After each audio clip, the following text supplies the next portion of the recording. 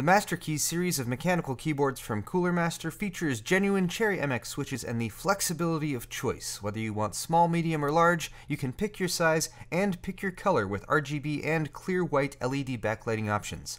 Click the sponsor link in the description for more information. Excellent! The thought occurred to me the other day that if you have just gotten into PC building within the past 5 years or so, and if you've gone with the prevailing recommendations based on performance and market share, that is to buy an Intel-based system, then you just might be a bit confused if you decide to put together a Ryzen-based computer now that AMD is back in the game. That's because Intel has used LGA, or Land Grid Array, CPU sockets since about 2004 with the introduction of the Pentium 4, whereas AMD continues to use PGA, or Pin Grid Array. Today we'll be exploring the pros and cons of both designs. The simplest way to describe both socket types is by indicating where the pins are. For LGA, the pins are on the motherboard, and the CPU itself has pads, gold-plated contact points that line up with the pins in the socket. Each pad makes contact with one pin so data or power can be transferred. For PGA, the pins are on the CPU, and rather than pads on the motherboard, there's a socket with holes that line up with the CPU pins. This is known as a zero insertion force socket, meaning that with the installation lever raised, the CPU should drop in easily without any pressure applied. The lever can then be dropped back into place to secure the CPU. Of course, there are other ways to surface mount a component onto a motherboard or PCB, and while I won't delve into older configurations like dual inline package, chip carrier, or the slot mounts that Pentium 2s and 3s used, I did want to quickly mention BGA, or Ball Grid Array. This is how CPUs and GPUs are usually installed in laptops and consoles, which aren't meant to be end-user serviceable. There's a similarity to PGA and LGA with BGA though, in that you have a specific number of contact points that need to hook up between the chip and the board. But Ball Grid Array uses tiny balls of solder, or solder, to preempt pronunciation police in the comments, instead of pins or pads that need to be aligned on the chip and then reflowed or heated up to the point where they melt and secure the chip to the board.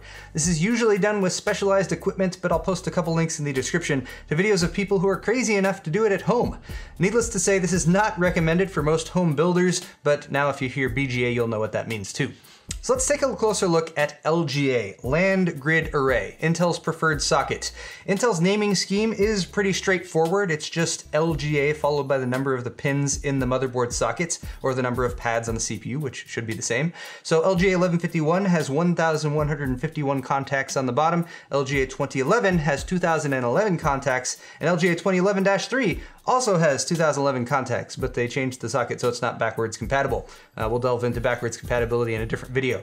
Installing an LGA processor involves lifting a lever arm, or two lever arms in the case of Intel's Enthusiast platform. With the arm raised, the lid can lift up. The CPU can be aligned by referencing the tiny little gold triangle that's on the corner of the CPU as well as on the corner of the socket. Then the processor can be gently dropped in. The lid then goes back down, slips under a catch, and then the lever arm or arms can be pushed back down with a little bit of pressure to secure the CPU in the socket. It's not the simplest method, but it does get the job done. One of the big benefits of LGA, and I think this is actually why Intel changed over to it in the first place, is that it's much harder to damage the CPU itself. There are no pins to bend or break, and since the CPU is usually going to be the more expensive part, it does make some sense to transfer the more delicate parts of the interface to the motherboard, although motherboard manufacturers have probably been dealing with more RMAs since then. LGA motherboards, on the other hand, are incredibly delicate when it comes to the socket, and basically if you damage those pins, your motherboard is pretty much toast. Now, I've managed to repair LGA pins on a motherboard only once, and it was an X58 LGA 1366 board, and I had 3 identical boards with damaged sockets to work with. I managed to get only one working. The difficulty is mainly due to the socket pins themselves being smaller, flatter, and sort of angled as they come up out of the socket, so they have a little bit of give under pressure when the CPU is installed. I will say that I like LGA sockets for the ease of disassembly though, as the CPU is held very securely in the socket, which helps if you're working with an aftermarket cooler. Now AMD, for their part, has produced LGA CPUs in the past. Their Opteron line in 2006, for example, was LGA 1207, but by and large they've stuck with PGA for their consumer parts. AMD actually brands their PGA sockets with names such as AM3, FM2, and for Ryzen now, AM4, but they can still be identified by their pin counts. AM4, for example, could also be referred to as PGA 1331, but we'll stick with AM4 since it rolls off the tongue a little bit more easily. Installing a PGA CPU is quite simple, just to make sure to mind those pins on the CPU itself. You don't want to bend them or even touch them if you can possibly avoid it. The AM4 socket has a lever on one side that you just simply lift up, and then again you align the gold triangle that's on the corner of the CPU with the triangle that should be on the socket itself, and it should just drop right in. Again, this is a zero insertion force socket. Shirts, by the way, are available at my store via the link in the description, and that means that it should drop in with zero pressure. Drop the lever arm back down, and you're done. One of the great things about PGA is that the motherboard socket is much more durable. With no delicate pins on there, you don't even really need a cover for the socket like you do with LGA, which is pretty nice. The pins are on the CPU side though, and while they're not as delicate as LGA pins on a motherboard, they are exposed and they can be bent or even broken if handled improperly. My advice is to keep the CPU in its protective clamshell until you're ready to install it, and again, never try to force the CPU into a socket.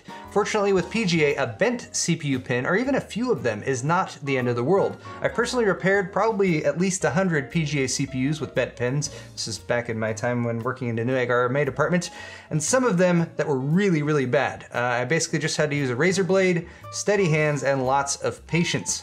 Do this at your own risk, of course, and remember that if a pin breaks off, your CPU is toast. But it is certainly a lot more feasible than repairing a damaged LGA socket on a motherboard. Finally, when removing a PGA CPU, there's kind of a pain in the butt thing that can happen where the thermal paste sticks the CPU to the CPU cooler, and when you're pulling the CPU cooler off, you end up pulling the CPU out of the socket along with it without the lever arm raised.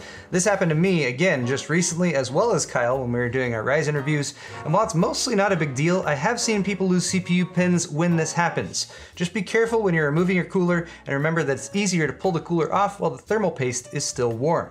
So to sum up, I have 4 categories: ease of installation, CPU durability, motherboard durability, and ease of de-installation. PGA takes the lead for installation and motherboard durability, and LGA gets the win when it comes to CPU durability and de-installation. So both sockets have their pros and cons, and while other factors such as performance and features will probably weigh more heavily for you when deciding on what platform to build your next system on, hopefully this video has helped you learn a little bit more about the nuances between the two. That's all for this video though, so hit that like button if you enjoyed it, share with your friends who are maybe just learning about PCs, subscribe to my channel for more videos coming soon, including that one on Ryzen 5 overclocking that's still in the works. Check out the description for all the links to all the stuff I talked about today, and as always, thank you very much for watching.